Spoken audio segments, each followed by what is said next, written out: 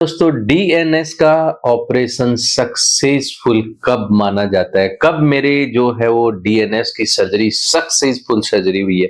दोस्तों जैसा आपको पता है कि डीएनएस की सर्जरी दैट मीन्स कि जो हमारा नाक के बीच का जो डेविएशन है, सेप्टम का डेविएशन है, जब पेशेंट को नेजल ब्लॉकेज होता है या कोई कॉस्मेटिक प्रॉब्लम होती है तो उसके लिए दोस्तों हम डीएनएस की सर्जरी कराते हैं। बहुत सारे जो मेरे जो डिफेंस पर्सन में जो जाने वाले जो बंधु हैं उनको जो प्रॉब्लम्स होती हैं उसके लिए हम डीएनएस की सर्जरी बन।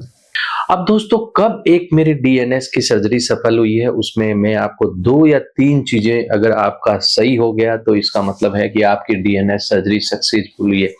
नंबर 1 दोस्तों, अगर आपको दोनों नोस्ट्रिल से बराबर ब्रीदिंग होता है। नंबर 2, अगर आपको दोनों नोस्ट्रिल के अंदर क्या है, नोज में अगर आप उंगली देते हैं तो बराबर स्पेस है।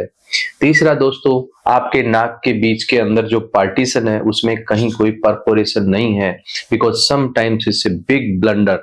बहुत बार नाक के अंदर परफोरेशन हो जाता है और उसके कारण आपको लाइफ लॉन्ग प्रॉब्लम होती है। फोर्थ दोस्तों इंपॉर्टेंट चीज है कि जो हमने सर्जरी कराई है, मेरे नोज की शेप सर्जरी से पहले भी वैसी ही थी और सर्जरी के बाद भी वैसी ही थी। बिकॉज दोस्तों ये हमें अच्छे से ध्यान रखना चाहिए कि जो डीएनएस की सर्जरी है उसमें नोज की जो है शेप जो है वो वैसे ही रहनी चाहिए पहले जैसी।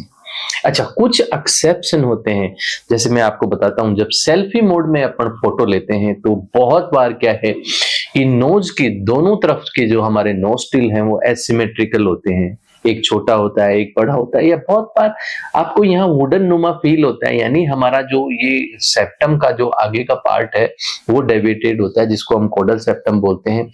Ideally after the surgery that should be equal, यानी वो दोनों नोस्ट्रिल हमारे बराबर होना चाहिए।